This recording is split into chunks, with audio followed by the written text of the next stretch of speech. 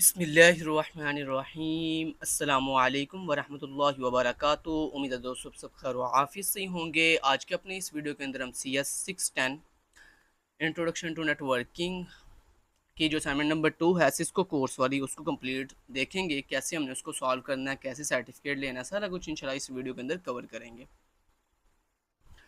तो सबसे पहले इस असाइनमेंट को करने के लिए आपको सिस्को का अकाउंट क्रिएट करना पड़ता है। जब तक आप सिस्को का अकाउंट क्रिएट नहीं करेंगे तब तक आप सिस्को का कोर्स नहीं कर सकते। तो सिस्को का अकाउंट कैसे क्रिएट करना है, नीचे डिस्क्रिप्शन के अंदर मैंने आपको अपनी पूरी कंप्लीट वीडियो का लिंक दे दिया। आप सिंपली मेरी वीडियो को वॉच करें और वहाँ से ये सीख सकते हैं कि किस तरह से how to create Cisco account step by step. अगर आप मेरी वो वीडियो वॉच कर लेंगे तो इंशाल्लाह आप बहुत इजी वे के अंदर अपना सिस्को जो अकाउंट है वो क्रिएट कर लेंगे। एक बात का यहाँ पे ख्याल रहे कि जब आप सिस्को का अकाउंट क्रिएट करेंगे तो आपने सिस्को अकाउंट सिर्फ और सिर्फ अपनी वीयू वाली ईमेल से क्रिएट करना है। अपनी पर्सनल ईमेल से आप क्रिएट नहीं करेंगे। अगर आप अपनी वीयू ईमेल से सिस्को अकाउंट क्रिएट नहीं करेंगे तो आपको कोर्स शो नहीं होगा। ये आपने गलती नहीं करनी।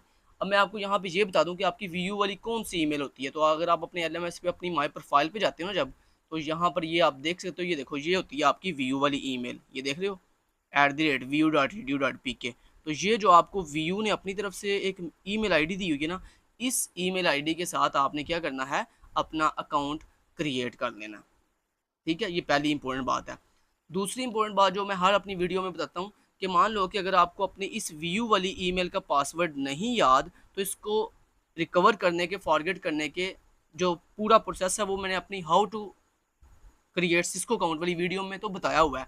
लेकिन यहाँ पे आपको थोड़ा सा और आसान कर देता हूँ कि अपने इस वीयू ईमेल के अगर आपके पास लॉगिन नहीं है या आपको इसका पासवर्ड याद नहीं है, तो इसके पासवर्ड को फॉरगेट करने के दो ऑप्शन होते हैं। पहला ऑप्शन थोड़ा लेंथी है, थोड़ा कम्प्लेक्स है। दूसरा ऑप्शन बहुत ही ईजी है। पहला जो ऑप्शन है वो ये है कि आप सिंपली अपने नियर नियर जो भी कैंपस है वीयू का वहाँ जाएँ, जाकर उनको जो एडमिनिस्ट्रेटर टीम है उसको बोलें कि जनाब मुझे अपनी वीयू ईमेल का पासवर्ड नहीं याद, तो वो आपको जो है मेन हेडक्वार्टर से आपके जो है इस व्यू ईमेल का पासवर्ड कंफर्म करके आपको बता देंगे। ये पहला तरीका जो कि थोड़ा लॉन्ग है। फीमेल के लिए ये ज़्यादा सूटेबल नहीं है कि आप गर्मी में जाओ अपने कैंपस के अंदर फिर आओ। जो दूसरा मेथड है ना जो बहुत ईजी है वो ये है कि आप घर बैठ के भी ये काम कर सकते हो। कैसे भला? उसका तरीका ये है कि आपने सिंपली ये अपनी पर्सनल इन्फॉर्मेशन में जाना है। पर्सनल इन्फॉर्मेशन में जाने के बाद ये देखो, ये है जी आपकी पर्सनल ईमेल जो आपने वीयू को दी थी। ठीक है, अगर तो आपके मोबाइल या लैपटॉप के अंदर ये वाली पर्सनल ईमेल जो है वो लॉगिन है, तो फिर तो आपको कुछ भी करने की ज़रूरत नहीं है। सिंपली आप अपनी इस व्यू ईमेल का पासवर्ड रिकवर करने के लिए सिंपली इस अपनी पर्सनल ईमेल का इस्तेमाल कर सकते हैं। लेकिन शर्त यह है कि ये वाली पर्सनल ईमेल आपके पास लॉगिन होनी चाहिए। अब नेक्स्ट सिनेरियो ये है कि मान लो कि कुछ स्टूडेंट्स ऐसे होते हैं, वो कुछ ज़्यादा ही होनहार स्टूडेंट्स होते हैं कि जिनके पास अपनी ये पर्सनल ईमेल भी लॉगिन नहीं होती। ठीक है, और उनको अपनी इस पर्सनल ईमेल का पासवर्ड भी याद नहीं होता। तो अब वो क्या करें? उनके लिए फिर ये सॉल्यूशन है कि आप यहाँ पर अपनी इस पर्सनल ईमेल की जगह पे अपनी वो वाली ईमेल रिप्लेस करवा लो जो पर्सनल ईमेल आपके पास इस वक्त लॉगिन है या जिसका आपको पासवर्ड याद है। अब सवाल ये पैदा होता है कि अपनी इस पर्सनल ईमेल की जगह पे वो वाली जो न्यू ईमेल हम चाहते हैं कि यहाँ पे रिप्लेस हो जाए, अपडेट हो जाए, वो कैसे हम अपडेट करवाएंगे? तो उसके लिए दोस्तों सॉल्यूशन ये है कि ये नीचे आप देख सकते हो, ये आपको व्यू की टीम का जो है ईमेल आईडी दी गई है कि अगर आपने अपने इस LMS के ऊपर ये जो पर्सनल इन्फॉर्मेशन है इसमें से कोई भी चीज़ अगर आपने एडिट करवानी हो, अपडेट करवानी हो, तो आप सिंपली यहाँ पे मेल करो। तो ईमेल आईडी क्या है जी? studentprofile@vu.edu.pk। तो इस ईमेल के ऊपर आप मेल करोगे, उनको अपना सारा डाटा बताओगे कि जनाब मेरा व्यू आईडी ये है, मेरी व्यू ईमेल आईडी ये है, मेरी पर्सनल ईमेल जो है वो ये वाली है, लेकिन मुझे इसकी जगह पे ये वाली न्यू ईमेल अपनी पर्सनल ईमेल आईडी जो है वो रिप्लेस करवानी है। तो पहले आप उनको ये बताओगे ये वाली मेरी ओल्ड पर्सनल ईमेल है, और नेक्स्ट आप उनको ये बताओगे कि जो मैंने न्यू अब पर्सनल ईमेल इसकी जगह पे अपडेट करवानी है ना वो ये वाली है। तो ऑटोमेटिक 24 घंटों के अंदर अंदर ये जो व्यू टीम है ये आपकी यहाँ पर जो पर्सनल ईमेल है ये रिप्लेस कर देंगे। जब वो रिप्लेस कर देंगे तो फिर इजीली जो है आप अपनी उस पर्सनल ईमेल के थ्रू जो है इस अपनी व्यू ईमेल का पासवर्ड जो है वो रिकवर कर सकते हो, यानी फॉरगेट कर सकते हो। चलें जी, सारी कंप्लीट बातें हो गई हैं। अभी हम इसको, ये एक स्टूडेंट का अकाउंट था, इनको हम करते हैं लॉग आउट। ठीक है जी, अब चलते हैं सिस्को के ऊपर। मैं उम्मीद करता हूँ कि आपने सारी सारी चीज़ों को फॉलो करते हुए सिस्को अकाउंट क्रिएट कर लिया होगा। अब बात कर लेते हैं सबसे पहले पेड थोड़ी सर्विस की। अगर मान लो आप से सिस्को अकाउंट क्रिएट नहीं हो रहा और आप चाहते हैं कि आपने KST लर्निंग से अपना सिस्को अकाउंट क्रिएट करवाना है, तो उसका बड़ा आसान तरीका है, आप 300 रुपया हमें पे करो, हम आपको आपका सिस्को अकाउंट जो है क्रिएट करके दे सकते हैं। लेकिन ये 300 रुपया सिर्फ 15 जुलाई तक अवेलेबल है, 15 जुलाई के बाद ये फ़ी डबल हो जाएगी। तो कोशिश करें कि 15 जून, जुलाई नहीं सॉरी जून, 15 जून से पहले अगर आप हमसे कॉन्टैक्ट कर लेंगे तो हम आपको 300 रुपये के अंदर ये पूरा का पूरा सिस्को अकाउंट जो है वो क्रिएट कर देंगे। लेकिन उसमें कोर्स इन्वॉल्व नहीं होगा। हाँ, अगर आपने अकाउंट खुद क्रिएट कर लिया लेकिन आपने हमसे कोर्स करवाना है, तो जो कोर्स की फ़ी है वो 700 रुपये है, लेकिन 700 रुपया सिर्फ तब तक है जब तक 15 जून है। 15 जून के बाद ये फीस भी डबल हो जाएगी। और अगर आपने दोनों काम करवाने हैं, मतलब आपने अकाउंट भी क्रिएट हमसे करवाना है और अपना जो सिस्को का कोर्स है वो भी, मतलब दोनों चीज़ें हमसे करवानी है, तो फिर उसकी जो फ़ी है टोटल वो 1000 है, मतलब 700 रुपया कोर्स की फ़ी और 300 रुपया अकाउंट क्रिएशन की फ़ी। तो ये 1000 आप पे करके हमसे ये दोनों काम जो है करवा सकते हैं। लेकिन फिर वही बात, ये सिर्फ जो फ़ी है 1000 ये सिर्फ 15 जून तक चलेगी, उसके बाद ये फ़ी डबल हो जाएगी। तो कोशिश करें कि 15 जून से पहले हमसे बुकिंग करवाएं, ताकि हम एज़ सून एज़ पॉसिबल आपका जो काम है वो इंशाल्लाह कर दें। बाकी यहाँ पे एक बात क्लियर कर दूँ कि आपकी जो प्राइवेसी है उसका KST लर्निंग के प्लेटफॉर्म पे अल्हम्दुलिल्लाह बहुत जो है वो ख्याल रखा जाता है। कभी आपकी प्राइवेसी का जो है वो उल्लंघन नहीं किया जाता, मतलब आपकी कोई पिक्चर, आपका कोई डाटा किसी को कभी शो नहीं किया जाता, कभी किसी को दिखाया नहीं जाता। ठीक है जी, तो इस एतबार से आप बिल्कुल जो है वो एतमाद कर सकते हैं KST लर्निंग के प्लेटफॉर्म के ऊपर। अब चलते हैं जी, आगे बढ़ते हैं और सीखते हैं कि हमने अपना जो अकाउंट क्रिएट कर लिया सिस्को का, तो इसको लॉगिन कैसे करेंगे। तो इसको लॉगिन करने के लिए सबसे पहले आपने इस नेट अकेड की इस वेबसाइट पे आ जाना है। इस वेबसाइट का लिंक जो है मैं नीचे वीडियो के डिस्क्रिप्शन पार्ट में आपको प्रोवाइड कर दूंगा। सिंपली आप उस लिंक पे क्लिक करके नेट अकेड की इस वेबसाइट पे आ जाएंगे।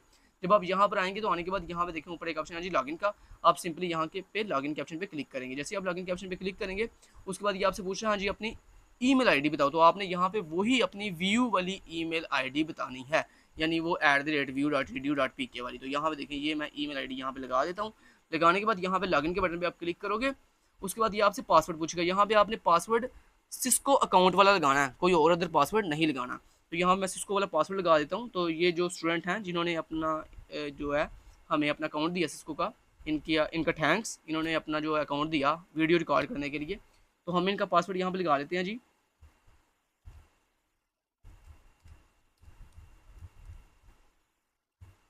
लो जी, इनका पासवर्ड मैंने लगा दिया। अब यहाँ पे हम लॉगिन के बटन पे क्लिक करेंगे। तो ले जी, इस तरह से जब आप अपना ईमेल और पासवर्ड ऐड कर लेंगे तो ऑटोमेटिकली आपका ये जो सिस्को अकाउंट है ये देखें कुछ इस तरह से लॉगिन हो जाएगा। लॉगिन होने के बाद ये देखें आपको CS 610 का जो कोर्स है जो इस दफ़ा आपने करना है वो यहाँ पे आपको शो होना स्टार्ट हो गया। अब आपने कोर्स कैसे करना है वो बता देता हूँ। सिंपली अब आपने, लेकिन उससे पहले एक बड़ी इंपॉर्टेंट बात है दोस्तों, वो ये है कि यहाँ पर ना कुछ स्टूडेंट्स जब अपना अकाउंट क्रिएट कर लेते हैं ना तो उसके बाद ये जहाँ पे आपका ऊपर नाम दिखाई दे रहा है ना, यहाँ पे जो आप क्लिक करते हो ना तो यहाँ पर आपकी ईमेल जो है वो वेरीफाई नहीं होती है। आपको यहाँ पे एक अलर्ट वार्निंग आ रही होती है कि काइंडली अपनी ईमेल जो है वेरीफाई करो। अब वो भी प्रोसेस बता देता हूँ कि कैसे आपने अपनी ईमेल वेरीफाई करनी होती है। तो उसके लिए ईमेल को वेरीफाई करने के लिए आपको यहाँ पे देखेंगे एक ऑप्शन दिखाई दे रहा है अपडेट प्रोफाइल का। आपने सिंपली अपडेट प्रोफाइल पे आ जाना है। यहाँ पर आने के बाद यहाँ पे ना अगर आपकी ईमेल वेरीफाई नहीं ना होगी तो यहाँ पे आपको लिखा आ जाएगा कि प्लीज़ वेरीफाई योर ईमेल, और आगे ना बटन होगा जिस पे लिखा आएगा रीसेंट एक्टिवेशन ईमेल का बटन होगा। आपने सिंपली उस बटन पे क्लिक कर देना जिस पे लिखा आएगा रीसेंट एक्टिवेशन ईमेल। जब आप उस बटन पे क्लिक करोगे ना तो आपकी व्यू वाली जो ईमेल है जो आपको व्यू ने दी हुई है, उस व्यू वाली ईमेल पे एक मेल आएगी सिस्को की तरफ से। तो आपने सिंपली अपनी व्यू वाली ईमेल पे जाना है।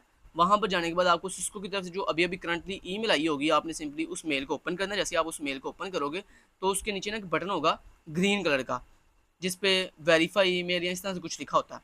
आप उस बटन पे जैसे क्लिक करोगे ना तो देन वो आपको नेक्स्ट पेज पे लेके जाएगा जहाँ पे लिखा आएगा क्लिक हेयर टू प्रोसीड हर। आपने उस बटन पे क्लिक कर देना। जैसे आप उस बटन पे क्लिक करोगे तो वो देन आपको नेक्स्ट एक थर्ड पेज पे ले जाएगा। जैसे आप थर्ड पेज पे जाओगे तो जनाब आपकी जो ईमेल है वो वेरीफाई हो जाएगी। उसके बाद आपने अपनी व्यू वाली ईमेल बंद करनी है। बंद करने के बाद यहाँ पे सिस्को के अकाउंट पे वापस आ गए अपने इस पेज को एक दफ़ा रीलोड करना है, क्योंकि जब तक आप सिस्को के अकाउंट को रीलोड नहीं ना करोगे तब तक वो आपकी ईमेल वेरीफाई नहीं करेगा।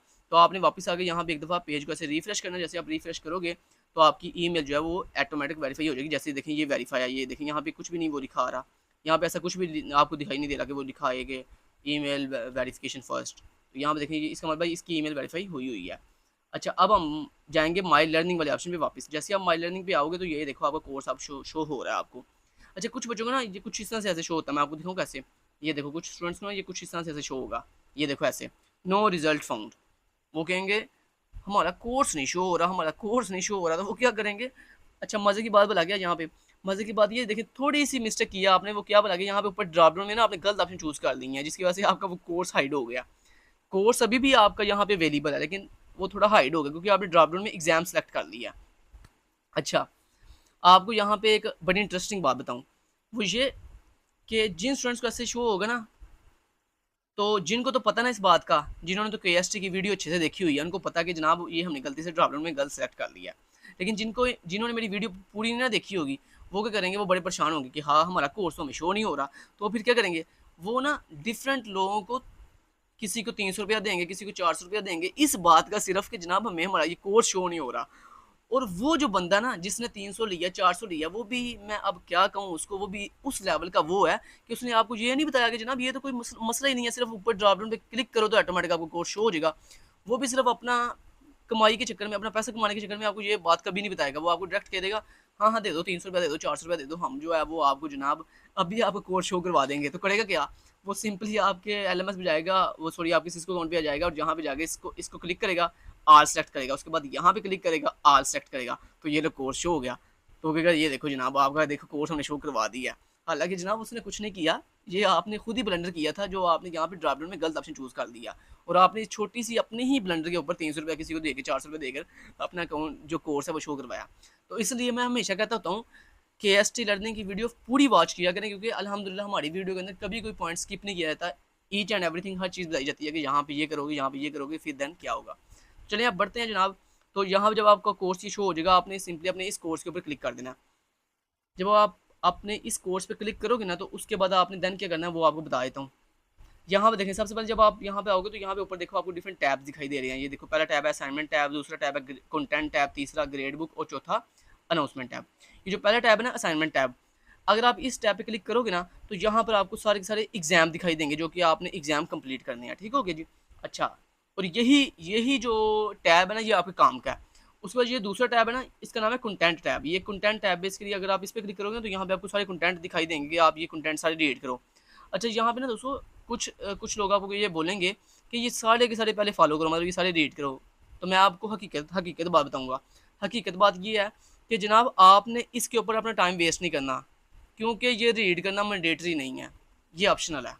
ये आप करो तो ठीक है, मतलब करना चाहते हो तो ठीक है, नहीं करना चाहते तो इसको छोड़ दो, बल्कि ये टैब ही छोड़ दो आप। ये कंटेंट वाला टैब आपने इस पर आना ही नहीं है। आपका इसके साथ समझो कोई लिंक ही नहीं है। आपका लिंक वाला किस टैब के साथ है, इन दो टैब्स के साथ, एक फर्स्ट वाला असाइनमेंट टैब और दूसरे टैब और तीसरे और चौथे टैब के साथ। ये जो दूसरा टैब है ना कंटेंट वाला, इसको आपने फॉलो नहीं करना। अच्छा, दूसरा टैब है जी grade book tab. Grade book tab पे अगर आप आओ तो यहाँ पे बेसिकली आपको सिर्फ ये दिखाया जाता है कि जो आपने एग्जाम दिए हैं ना, उन एग्जाम में आपने कितने कितने मार्क्स जो है वो गेन किए हैं, और आपने कौन सा एग्जाम किस डेट को सबमिट किया और कितनी दफ़ा वो एग्ज़ाम आपने रिपीट किया है, यहाँ पे ये दिखाया जाएगा। उसके बाद अनाउंसमेंट में अगर आपको सिस्को की तरफ से कोई अनाउंसमेंट आएगी तो वो यहाँ पे आपको अनाउंसमेंट टैब में दिखाई देगी।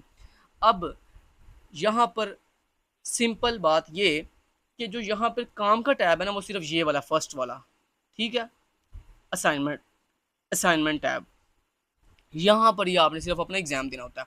अब यहाँ पर भी आपको बड़ी इंपॉर्टेंट बात बताऊँगा जो कि शायद कोई और यूट्यूबर ना बताए, वो ये कि आपको यहाँ पर ये जो जितने भी एग्ज़ाम है ना, ये सारे एग्ज़ाम करने की ज़रूरत नहीं है, ये भी ऑप्शनल है समझो।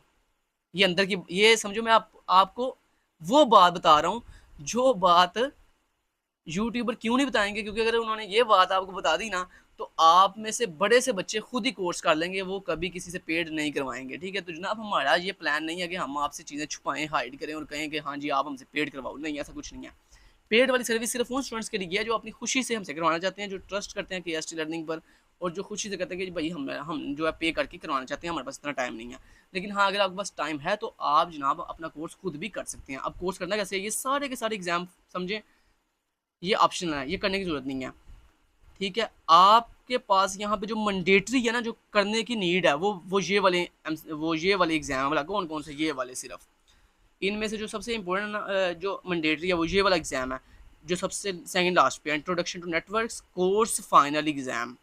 तो ये जो सेकंड लास्ट एग्जाम है ना, ये जनाब मैंडेटरी है, ये करना ज़रूरी होता है। बाकी ऊपर जितने भी एग्ज़ाम हैं ये सारे के सारे ऑप्शनल हैं, ये आप कर लो ठीक है, ना करो तो कोई इशू वाली बात नहीं है, आपको सर्टिफिकेट फिर भी मिल जाएगा। अगर आप ये वाला कोर्स फाइनल एग्ज़ाम कर लोगे और उसके बाद ये end of course survey exam, तो ये लास्ट वाले दोनों एग्जाम आपने कर लिए ना, तो इंशाल्लाह आपका जो जनाब सर्टिफिकेट है ना वो इंशाल्लाह आपको मिल जाएगा। अगर आपने ऊपर ये जितने भी एग्जाम है ये सारे ना भी किए फिर भी कोई इशू वाली बात नहीं है।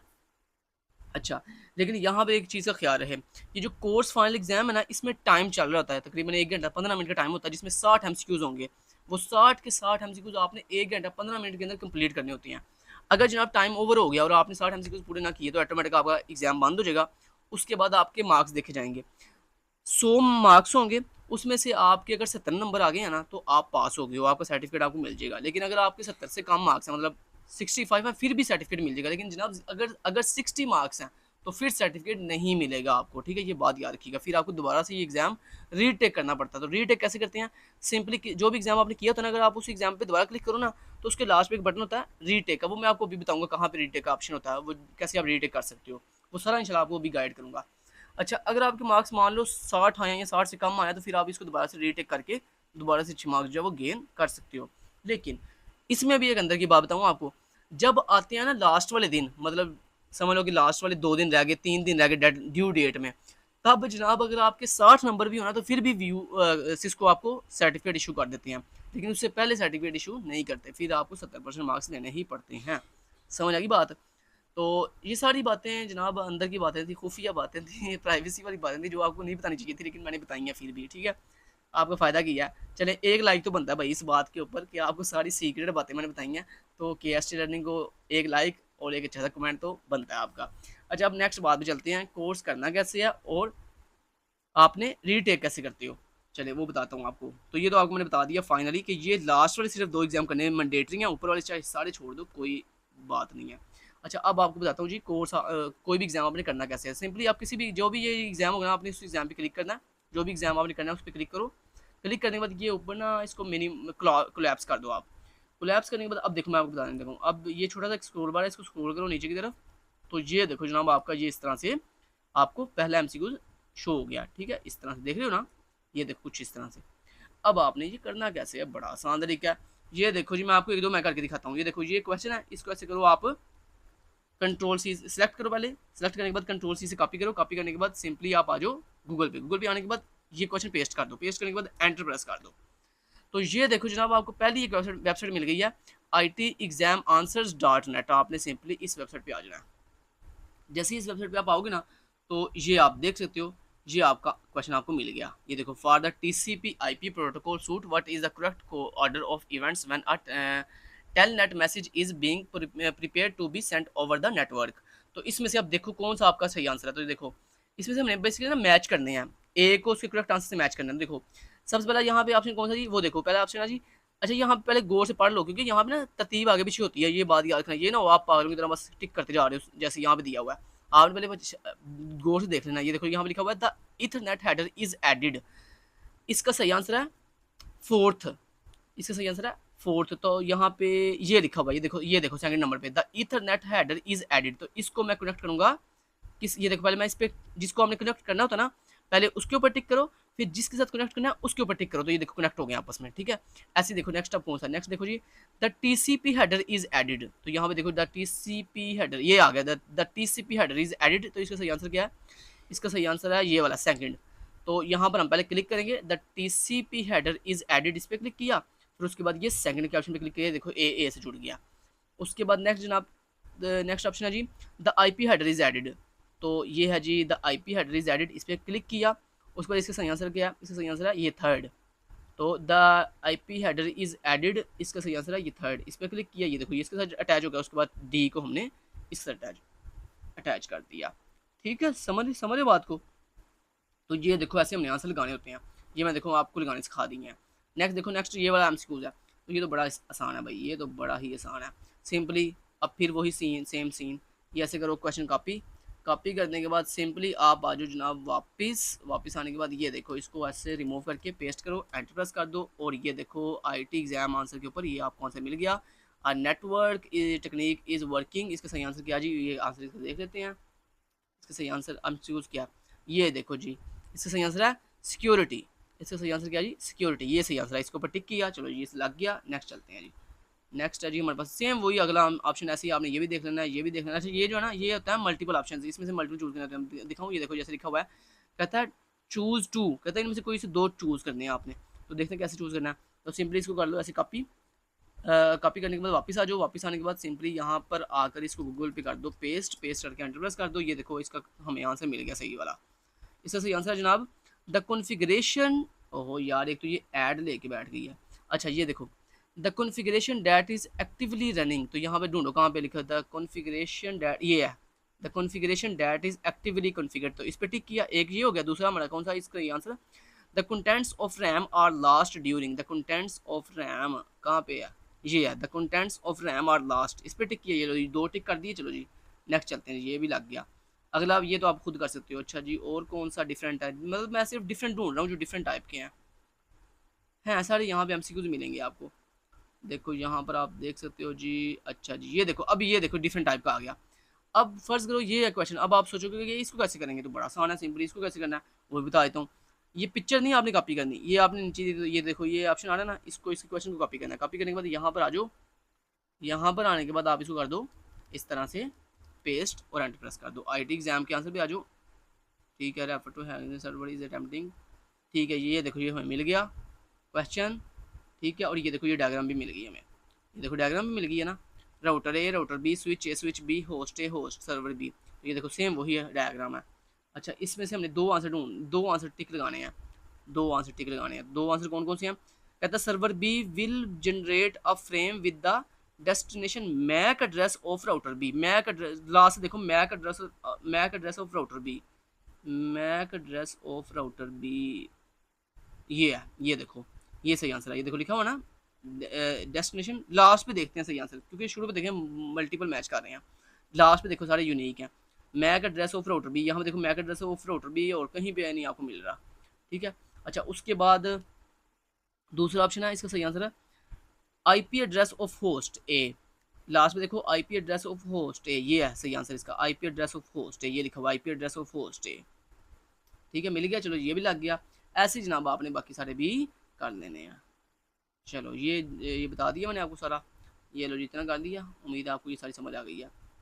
अभी चलें, जब ये आप 200 सारे एमसीक्यू कर लोगे ना, उसके बाद देखिए ये देखो लास्ट में एक बटन है सबमिट का, आप इस पे क्लिक करोगे तो आपका जो क्विज़ है वो सबमिट हो जाएगा। मतलब लाइक अगर आपने फाइनल एग्जाम दे रहे हो 60 एमसीक्यू जिसमें है, जब वो 60 एमसीक्यूज पूरे हो जाएंगे ना, तो ये सबमिट का बटन है, इस पर आपने क्लिक करना है, ऑटोमेटिक आपका क्विज सबमिट हो जाएगा और उसी दौरान आपको स्कोर भी दिखा देगा कि आपने कितना स्कोर गेन किया। उस स्कोर के बिल्कुल नीचे, जैसे यहाँ पे देखो बिल्कुल नीचे ये सबमिट का बटन है ना, ऐसे ही वहाँ पे ना स्कोर यहाँ पे ऊपर से यहाँ पे आपको स्कोर दिखाई देंगे और नीचे रीटेक का बटन होगा। अगर आपका स्कोर अच्छा आया, मतलब 70 या 70 से ग्रेटर है, तो आपने फिर रीटेक के ऊपर क्लिक नहीं करना। लेकिन अगर मान लो आप चाहते हो मैंने रीटेक दोबारा करना, मेरे मार्क्स अच्छे नहीं आए, तो फिर आप उसको रीटेक के बटन पर क्लिक करोगे ना, तो ऑटोमेटिक वो एग्जाम दोबारा से रीटेक हो जाएगा, मतलब दोबारा से शुरू हो जाएगा। लेकिन अगर आपने अच्छे मार्क्स गेन कर लिए हैं और आपने सबमिट कर दिया, तो फिर आपने रीटेक नहीं करना, बल्कि ये क्रॉस का बटन है, इस पर क्लिक कर देना ऊपर, ठीक है। जैसे आप क्रॉस पे क्लिक कर दोगे, चलो जी आपका फाइनल एग्जाम कंप्लीट हो गया। उसके बाद सेम एटीज आपने सेंड में वापस जाना है।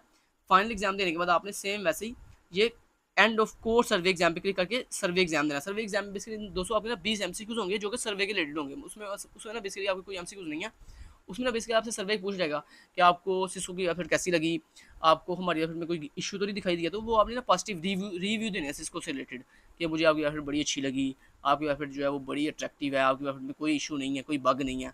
तो ऐसे ही आपने पॉजिटिव रिव्यू दे देने हैं सर्वे के अंदर।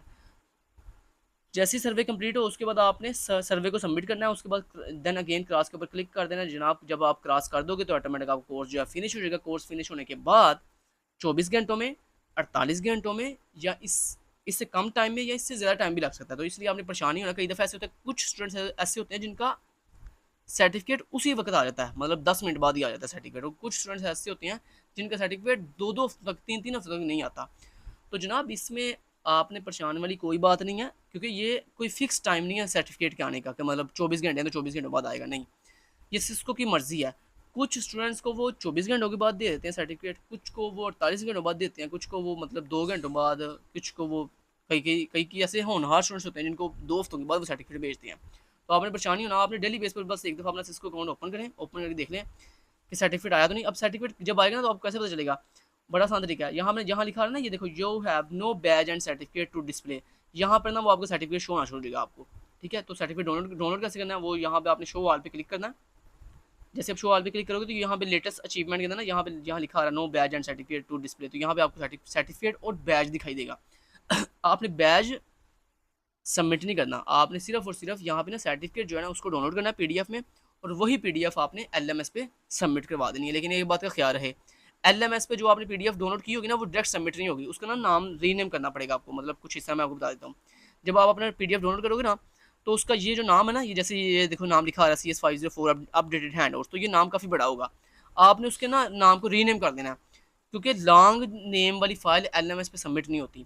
आपने उसको रीनेम कैसे करना है, सिंपली बड़ा आसान है, ये तो भैया आपको पता ही होगा। किसी भी फाइल के नाम पे ऐसे राइट क्लिक करो, राइट क्लिक करने के बाद यहाँ पे रीनेम के बटन पे क्लिक करो, देन वो आपसे पूछेगा हाँ जी आपने क्या नाम रखना है, तो आपने इसका नाम जो है वो अपनी VUID के अकॉर्डिंग सेट करके देन उसी पीडीएफ की फाइल को एलएमएस पे सबमिट कर देना। फिर भी इंशाल्लाह ना अभी कुछ दिनों बाद एक और वीडियो अपलोड करूँगा जिसमें मैं आपको फिर भी एक दफ़ा प्रैक्टिकली बताऊँगा करके कि आपने CS201 वीडियो मैं एक ही अब अपलोड करूँगा जिसमें मैं आपको सिर्फ सर्टिफिकेट का बताऊँगा कि CS201, CS206 एंड CS610 का आपने प्रैक्टिकली सर्टिफिकेट डाउनलोड कैसे करना है, उसको कैसे एलएमएस पे सबमिट करना है, वो इंशाल्लाह मैं एक अलग से वीडियो बनाऊंगा कुछ दिन बाद, अभी नहीं कुछ दिन बाद इंशाल्लाह बनाऊंगा एक ही वीडियो जिसमें मैं आपको तीनों कोर्सेज़ का बता दूंगा। तो ये जनाब तरीका था पूरा। मैं उम्मीद करता हूँ आपको हमारी KST की ये काविश अच्छी लगी होगी, आपको समझ आई होगी स्टेप बाय स्टेप कि आपने कोर्स कैसे करना है, कैसे एग्ज़ाम देना है, और सिर्फ कौन सा एग्ज़ाम देना मैंडेटरी है, वो आपको सारा समझ आ गया होगा। मिलते हैं इंशाल्लाह नेक्स्ट वीडियो में, तब तक के लिए अपना ख्याल रखिएगा। Thank you so much, till then guys, take care, Allah हाफिज़।